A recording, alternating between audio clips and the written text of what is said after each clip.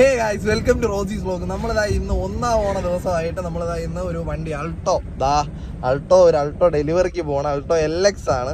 അപ്പോൾ 2004 മോഡൽ വണ്ടി, 2029 വരെ പേപ്പറും കാര്യങ്ങളും ഒക്കെ ക്ലിയർ ആയിട്ടുള്ള ഒരു വണ്ടി നമ്മൾ ഡെലിവറിക്ക് പോകണം. നമ്മളിവിടെ വിളപ്പിശാല തന്നെയാണ്, അതായത് ട്രിവാൻഡ്രം നമ്മുടെ ലൊക്കാലിറ്റി തന്നെയാണ് ഡെലിവറിക്ക് പോകുന്നത്. അപ്പോൾ നമ്മളിന്ന് ഇതിൻ്റെ വിശേഷം കാര്യങ്ങളെല്ലാം നമുക്ക് നോക്കാം എന്താണ് എങ്ങനെയാണെന്ന്.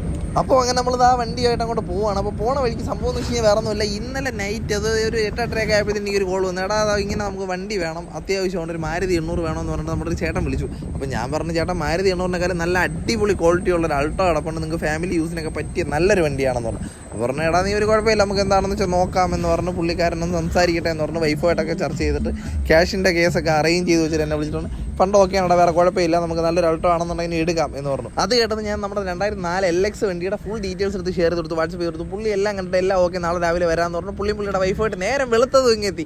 അപ്പം ഞാൻ വണ്ടിയെ കാണിച്ച് വണ്ടിയൊക്കെ ഓടിച്ച് നോക്കിയപ്പോഴത്തേന് വണ്ടിക്ക് ആക്സിഡൻറ്റ് ഹിസ്റ്ററിയിൽ റീപ്ലേസ് ഇല്ല, തട്ടുമുട്ടോ ഒന്നുമില്ല. എന്ത് പറയാനായിട്ട് സെക്കൻഡ് ഓണർഷിപ്പിൽ നിൽക്കുന്ന വണ്ടിയാണ്. 2029 വരെ പേപ്പർ ഉണ്ടെന്ന് കേട്ടോ. ബാക്കിയെല്ലാം ഓക്കെയാണ്. വണ്ടി ജസ്റ്റ് ഒന്ന് ഓടിച്ച് നോക്കിയപ്പോഴത്തേന് മെക്കാനിക്കൽ ഭാഗം നീറ്റാണ്. കാര്യം ഒരു അടിപിടി സൗണ്ട് ഒന്നും ഇല്ലാത്തതുകൊണ്ട് പുള്ളി അപ്പോൾ തന്നെ പേയ്മെൻറ്റ് ചെയ്തു, കാര്യങ്ങളെല്ലാം ക്ലിയർ ചെയ്തിട്ട് പുള്ളി പറഞ്ഞു, എടാ എനിക്ക് ഈ വണ്ടി ഒന്ന് അങ്ങോട്ട് എത്തിച്ചു തരാൻ പറ്റുമെന്ന് ചോദിച്ചു. ഓക്കെ ഞാൻ വരുന്നു എന്ന് പറഞ്ഞു. നേരെ വന്ന് പമ്പിൽ കയറി 500 രൂപ എണ്ണ അടിച്ചു. അവിടെ നേരെ ഇപ്പോൾ അങ്ങോട്ട് പൊക്കോണ്ടിരിക്കുകയാണ്. ഇപ്പോൾ വിളപ്പിശാലെത്തി നോക്കുമ്പോഴത്തേനും ദാണ്ട്ര ഒരു ആർച്ചൊക്കെ ഇരിക്കുന്നത്. ഇത് കണ്ടപ്പോഴത്തേന് മനസ്സിലായി നമ്മുടെ ഓണം ദിവസം തന്നെയാണ് നബിദിനവും വരുന്നത്. അതായത് നബിദിനവും ഓണവും ഒരുമിച്ച് ഒരു ദിവസം. എൻ്റെ അറിവിൽ ആദ്യമായിട്ടാണ്. നിങ്ങൾക്ക് ആർക്കെങ്കിലും അറിയായിരിക്കും, നേരത്തെ ഇതുപോലെ വന്നിട്ടുണ്ടായിരിക്കും.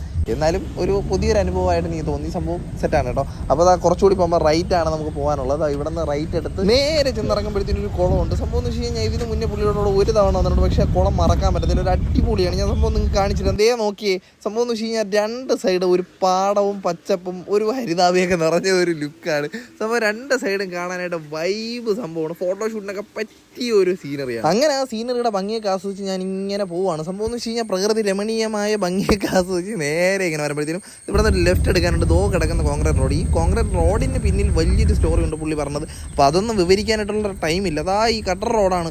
ഇതുവഴി കയറുമ്പോഴത്തേനും കട്ടർ എന്ന് വെച്ച് കഴിഞ്ഞാൽ കോൺക്രീറ്റിൻ്റെ ചെറിയൊരു കാണില്ല, അത് കയറി ഓടുമ്പോൾ പോലും ചെറിയൊരു അനക്കം പോലും, അടിപിടി സൗണ്ട് ഒന്നുമില്ല. അപ്പോൾ ഇങ്ങനത്തെ വീഡിയോ പോസ്റ്റ് ചെയ്യാൻ കാരണം വേറെ ഒന്നുമില്ല, നമ്മൾ കൊടുക്കുന്ന വണ്ടിയുടെ വീഡിയോ ഇടുമ്പോഴത്തേനും ഓരോരുത്തരൊന്ന് കമൻറ്റ് ചെയ്യാറുണ്ട്, ബ്രോ എന്തിനാണ് ഇങ്ങനെ പൊലിപ്പിക്കുന്നതെന്ന് ഉള്ള കാര്യം തന്നെയാണ് പറയുന്നത്. അപ്പോൾ നമ്മളെ കത്ത് പുള്ളി നിന്നിട്ട് പോസ്റ്റ് അടിച്ച് എൻ്റെ വണ്ടി കൊണ്ട് എപ്പോൾ വരുമെന്ന് നോക്കിയിട്ട് ഇറങ്ങി വരുന്നുണ്ട്. നമുക്ക് നോക്കാം. അല്ല ബൈക്ക് എങ്ങനെയാണോ അതാണ് നിങ്ങളുടെ സന്തോഷം, എൻ്റെ സന്തോഷം. എങ്ങനെയാണോ ഒതുക്കിയിട്ടാ. അപ്പോൾ ഇനി റിട്ടേൺ നമ്മൾ ബൈക്കിലാണ് പോകാൻ പോകുന്നത്. അപ്പോൾ വണ്ടിയൊക്കെ ഒതുക്കി സന്തോഷമായിട്ട്, അതായത് ഹാപ്പി ആയിട്ട് ഒരു സൈഡിൽ ഒതുക്കി അവർക്ക് ബുദ്ധിമുട്ടില്ലാതെ ഒരു ബൈക്ക് ഇറങ്ങാനുള്ള ഒരു സ്പേസ് കിട്ടും. മാക്സിമം ഒതുക്കി ഇതാ നോക്കിയേ.